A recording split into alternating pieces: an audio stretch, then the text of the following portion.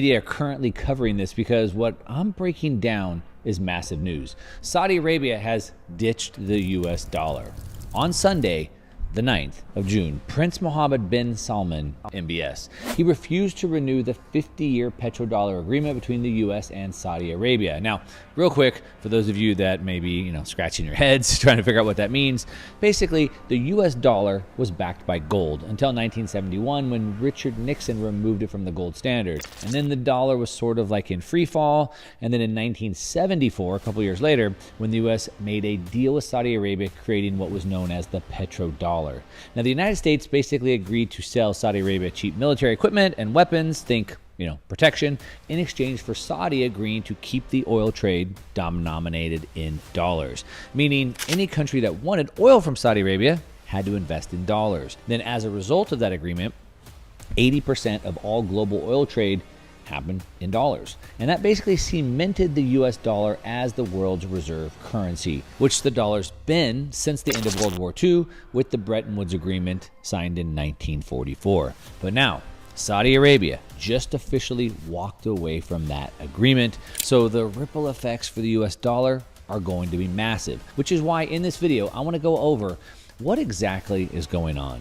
Why are the Saudis walking away from this deal now? And more importantly, where are they going? And then, of course, how is this going to affect our future and the potential consequences of it all? So let's get into it.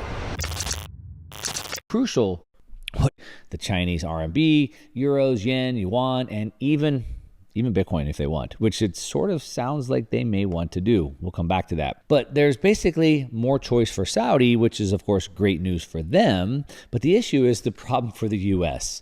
And that is that the petrodollar agreement that's been going on for now decades has kept the dollar in the dominant position. And without it, we, speaking of those of us that use the dollar system, lose a great amount of global power. This agreement acts as a safety valve for our economy because it allowed us to release pressure by exporting dollars to other countries. Because after an oil trade, one party is sitting on too many dollars, surplus dollars. And then those dollars are then reinvested back into the US dollar system, usually into US treasuries or equities or even sometimes local infrastructure. When the excess dollars are reinvested, it's called petrodollar recycling. And petrodollar recycling is the primary way the US is able to export its inflation. Now, petrodollar recycling allows the government to print money and keep those dollars outside the US money supply. However, the resulting inflation, we feel, although very high, it actually only represents about 4% of the monetary expansion because those dollars have been exported to the other countries. Meaning, again, like I said, we've exported the inflation. But if those dollars come back, we could experience massive, even potentially triple-digit inflation in the US. Okay, so now that we understand that deal, then the question is, why? Why are the Saudis ending the deal now? And then what's this new system? Well, from the outside, it looks like they're simply stepping away from the agreement to be able to trade in any currency they want. More options, more choices. If you have a store, why not accept more currencies, I suppose? Which, like I said, as a country seems pretty reasonable. However, in reality, there's a few things going on. The first one is it turns out that like in a partnership, they're supposed to work two ways, meaning both partners should be respectful of each other. But when President Biden came in, he basically came into office with threats and even name calling, which of course is not a good way to start a partnership or a relationship. When President Biden was on the campaign trail back in 2019, he vowed to make Saudi Arabia, quote, the pariah that they are. And even Biden initially shunned the crown prince, agreeing to speak only to his alien father, King Salman. Then he went on to rescind Trump's terror designation for the Houthis, despite the group having attacked Saudi oil infrastructure. And of course, now we've seen what the Houthis have done to the oil industry overall. Then, even worse, Biden attempted to revive the nuclear deal with Iran, which is Saudi Arabia's bitter enemy. And then on October 11th, 2022, President Biden gave an interview with Jake Tapper on CNN, basically talking about, the sanctions, Russian President Vladimir Putin, China, Saudi Arabia, and so forth, the midterms, all of that.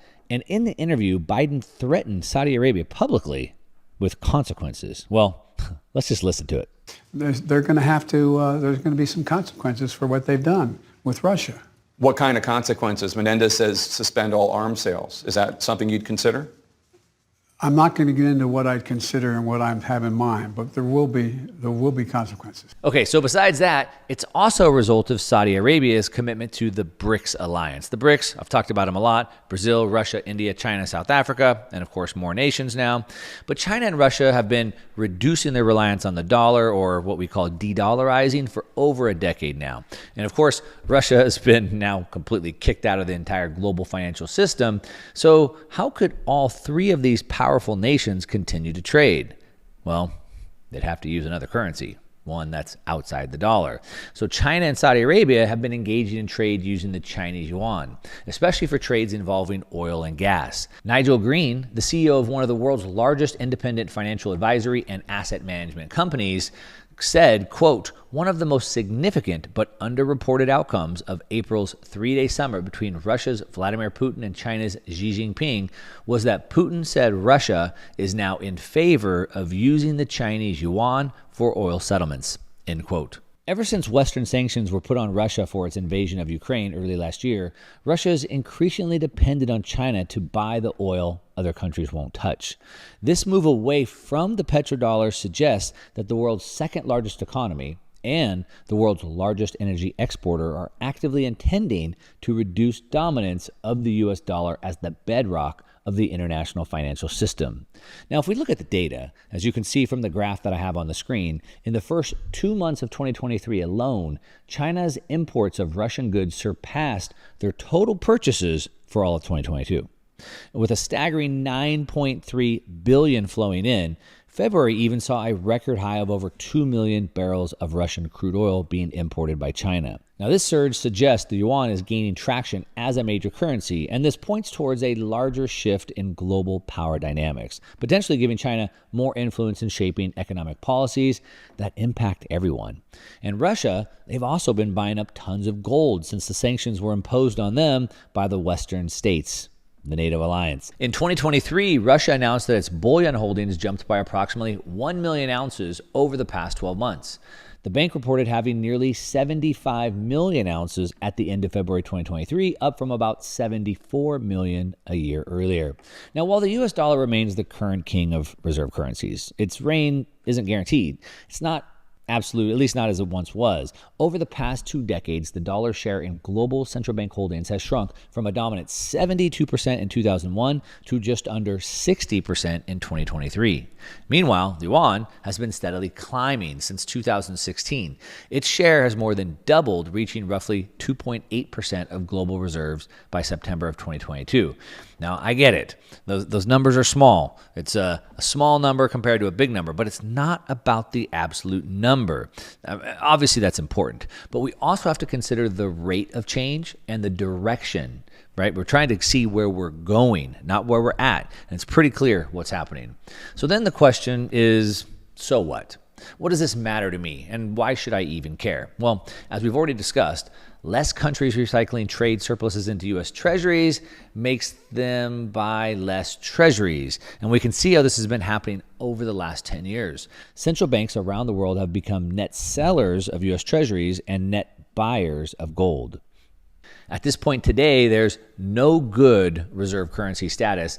It's not like the other nations are going to start parking their money in Russian or Chinese bonds, but going back to gold is working well for them. And you can see the price of gold is moving in accordance of that. And if the Fed is forced to buy more of their own treasuries, that means more money printing. More money printing means more inflation, and it also means less global influence for the U.S. when it comes to trade and political issues. Now, does this mean it's game over for the U.S. dollar's global status? Well, not entirely. The U.S. could raise the Fed fund rate, right? And by doing that, they could attract more capital. The problem is, it also makes it way more expensive for the U.S. government to borrow money. And as we've seen in the interest payments on the U.S. debt, which have now exceeded $1 trillion, even exceeded the amount that the U.S. spends on its military, that's a problem. And that's only a problem for the government, but it's also extremely hard on the economy. Homeowners are struggling to buy homes, businesses struggle to finance new projects, finance inventory, consumers struggle to keep up with living expenses. Now, the other thing the U.S. could do, or really, I guess, could have done, or maybe should have done, is to be less demanding, less demeaning, right? Less coercive. It turns out when you seize a global superpower like Russia's assets, and then you threaten nations like Saudi that, quote, there will be consequences, those other nations don't really like that, and then they start to maneuver to protect themselves from that. So while the U.S. could try to go back on that, that hardline rhetoric, it's one of those things that you can't really take back. Okay, so that's the what and the why, and even what comes